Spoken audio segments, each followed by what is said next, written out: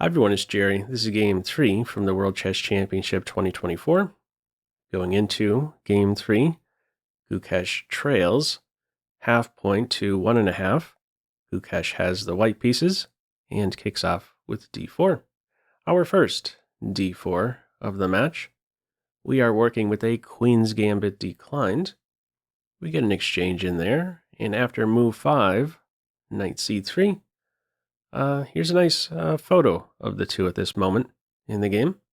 Ding Liren ready to go now.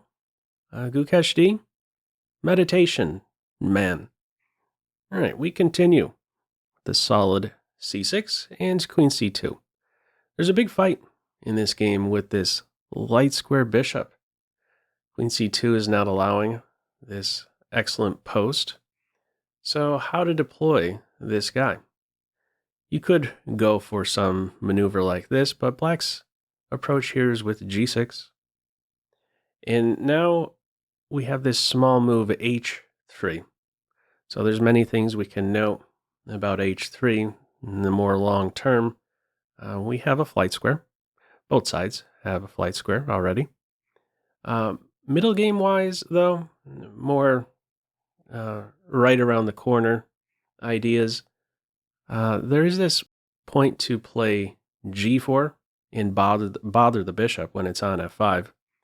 Additionally, when this bishop is on f4 and e3 is in there, we don't have to worry about the dark square bishop being hunted. We have a fallback square on h2 because of this move. All right, first things first. Consistent follow-up. Bishop f5 hits. Queen b3. Natural reply here. Queen b6. Welcoming a queen exchange. Open file. Doubled b pawns would be a positive for black. So the tension simply remains at this point, and white follows up in a consistent way. g4 on board. Big decision here. We end up going into queenless middle game. Initiating the capture here. Double isolated b pawns, and now this guy is targeted right away. We are 10 moves in. Quick update here. Gukesh has only spent 1 minute. Ding Liren, 29 minutes at this stage. How to address the threat on b3. In the game, bishop f4 is played. Trying to defend b3 directly with knight d2 doesn't really go anywhere for white. Very uncomfortable now for this dark square bishop. Doesn't have a move. And you can't even approach this light square bishop. So that would not be a good idea. Bishop f4 move played. Follow-up now is h5. This guy is poison, pretty much. If you try to take this pawn, the idea here for white would not be to give up bishop for knight and then win the pawn back with rook takes a7. No, even better would be this idea to track down the light square bishop, exchange knight for bishop in short. In other words, knight d2, and now the bishop would have to go to c4. If you go to c2, rook c1, and the bishop is out of squares. If you go to e4 there, that last square is taken away. How would this look? Well, we would get that knight for bishop exchange, and after a simple, solid move here in the center with e3, white will be able to conveniently regain the material. There's no way to defend this pawn successfully. So if you try b5 here, this is tactically flawed. Knight takes b5 is one way forward, followed up with bishop to g2, and it'll be white who soon wins a rook. So what does this mean? Well, in this position here, what's going to end up happening, white's going to take the pawn, have the bishop pair, have a very strong center, have play for the rook. At this level, this is way too much to give Team White. So you have to find a different way forward. The b pawn at this moment here is poison. It's h5 in this game, trying to get a new square for this bishop, trying to make this g pawn flinch so that the bishop has access to f5. Gukesh does not budge. Rather than push or capture, he supports g4, does not concede this f5 square so easily. We have a capture on g4. This rook is happy for the moment. And now move 13, knight b to d7 is played. Ding Liren spent about 33 minutes on this move. He only has now about 54 minutes remaining to meet time control. Gukesh, on the other hand, has only spent 4 minutes at this stage. Okay, knight b to d7 it is. This guy is still pretty much poisoned, even though the king side has changed a little bit with this open file for the rook, this guy on g1. This same idea of playing knight to d2 and tracking down the light square bishop is there, and you will once more be able to track down the pawn. The same tactics are available, getting on this diagonal, tracking down the rook. White is for choice here, bishop pair, strong center.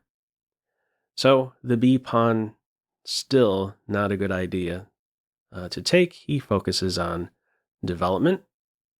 And the follow-up here is knight to d2. So what happens if the bishop is targeted straight away? Well, you have to take the pawn. And after knight d2, bishop goes here. Things are a bit different in this case. Different how so? Well, this is a healthy developing move in this case, and this rook moving off of the a file is a bit of a demotion for this guy. Half open file, it doesn't see so far when he's on the c1 square. An additional point is that if we revisit our favorite move here, flicking in e3, targeting this pawn, now that this guy is developed, you could consider knight to b6 to hang on to the pawn. It's not considered best at this stage. Rook to h4, some counterplay against g4 is being recommended, but things are a bit healthier for black in this position. Okay, in our game, what do we have? We don't have rook to c1. It is knight to d2, and this was definitely a move Ding had to weigh carefully, as well as this knight to d2 move. And what's the reply now? Well, this guy's defended right around the corner. Rook c1, bishop e4, f3, the bishop is trapped. So how do you maybe take advantage of this retreating move? Let me throw this position to you as a pop quiz. What move would you play here? Feel free to pause the video. Okay, top move here played, rook g8. A bit awkward, for sure, taking that rook off of the open file. What's the big point? Well, black wants to play g5, and in the process, give this light square bishop some air. Once g5 is in, a couple squares open up for this guy. Now, how could you maybe come up with such a move? Well, one thing to question is, what is the weakness of white's last move, this knight d2 move? What is this piece no longer doing? It's no longer controlling g5. Black is a moment away from now getting this advance in successfully. In the game, Gukesh plays g5. What would happen if white goes after the light square bishop? Well, you attack my bishop, I attack yours. And now what happens? Well, you take my bishop, I take yours. You save your bishop, I save mine. And if you go to e3, this bishop can be rescued. You can't go to g6 in this case. The pawn would fall. This isn't as appealing. Going to an open file. Considered best at this stage would be bishop to e2, allowing a knight for bishop exchange. It calls this around point 2. Okay, any other detail in the event of rook to c1 and g5? If white goes in for this capture, this really doesn't go anywhere. Turns quite simplified. Calls it around even. These guys here aren't the brightest. Calls it even. Opposite color bishop position. Okay, in this game, as mentioned, Gukesh, after rook to g8, gives the knight a kick, bishop h2, rook h8, and now we have this idea of f3 and e4. We're still trying to work on this light square bishop. There is this idea to play e4, and now there's no escape hatch, this f5 square. And I should point out, g5, yes, scared the knight away, but now this guy has a square, trying to maybe take that away with e4. In comes knight g7. This guy is under fire. Bishop g3. And now rook to h5. Considered better was this pressure on g5. Play is definitely sharpening right around here. In the game, it's rook to h5. Now comes e4. D takes e4. F takes e4. And knight to e6. We are at move 20, the halfway point to time control. Quick update. Gukesh has about 1 hour, 11 minutes remaining, and Ding Liren only has 23 minutes remaining to meet time control. One other detail, rather than exchange those two pawns and play knight to e6, the computer wanted to play knight e6 straight away. Here's a reason why. I'll give you one sample continuation that highlights a difference here in essentially keeping these two pawns around. If play continued from here with rook c1, and this sequence here, still trying to undermine the support of this light square bishop, in a position like this where it is just barely held together by a thread, with this tension still remaining, these two pawns still on board, Black would have knight takes f3. There's a pawn to capture on f3 in this position. We would have a situation like this where it's considered equal, imbalanced, but equal.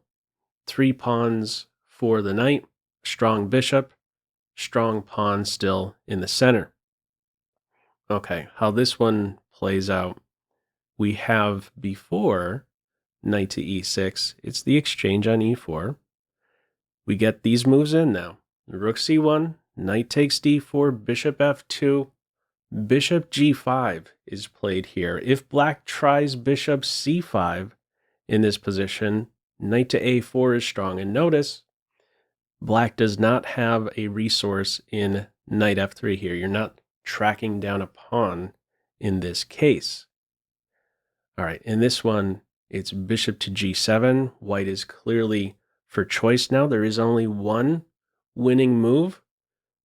Feel free to pause the video and see if you can spot the top move here.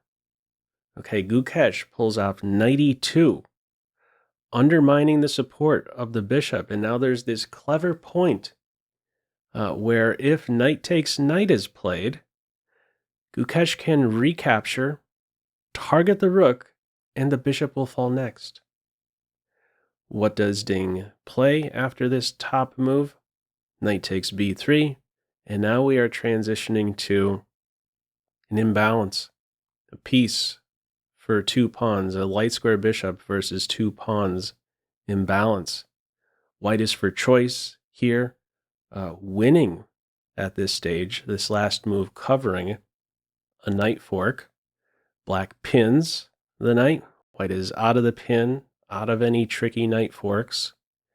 And there's now a threat. Rook takes knight now that this guy is pinned. Bishop g2 breaks that pin. And we're in a consolidation phase. a6 out of the line of fire, b3 similar. Also covering the c4 square. A bit of regrouping here. A quick update here. After these last 2 moves, rook c to c1 and king to e7, clock times. Gukesh, 22 minutes remaining to meet time control. Ding Liren, only 6 minutes. Time would be a huge factor in this game. Follow up, rook c to d1, king goes back to e8. Sad move to play, but There isn't really much you can do here. If you try, instead of king to e8, some knight move, you can rescue this guy, get it out of the line of fire. You're not worried about losing a b-pawn. Safely on the b3 square. White is still winning here. King to e8 in this game. Bishop g3, rook h5, knight f3. We get an exchange in there. Don't want to simplify too much as black, so what's tried here is bishop to d4, move 34. Ding only has about 1 minute remaining. Follow up rook to h1. Another check-in with the clock times. After rook takes g5, Ding has about 9 seconds left to make his last 5 moves. This is already winning now. Top move as a follow-up. Bishop to h3. One of these rooks will soon be won. Look at these monsters. Where's the safe square for this guy? You move the rook here or here, you run into a skewer. What's tried is f5. And after bishop f4, rook h5 was played. The g-pawn was knocked over on the board, and he ran out of time. Ended up resigning in this lost position. The clock was a huge factor in this game. Didn't find the correct path in that middle game position. A timely knight to e6 move rather than first releasing the tension in the center. Very complicated game this one turned out to be, for sure. Really revolved, the whole game really revolved around that bishop on c2, trying to track that piece down. What did you think of this one? We are now knotted up 1.5 points apiece going into a rest day. Feel free, as usual, to leave any feedback to this video in the comment section below. I hope you enjoyed it and maybe took a thing or two away. That's all for now. Take care.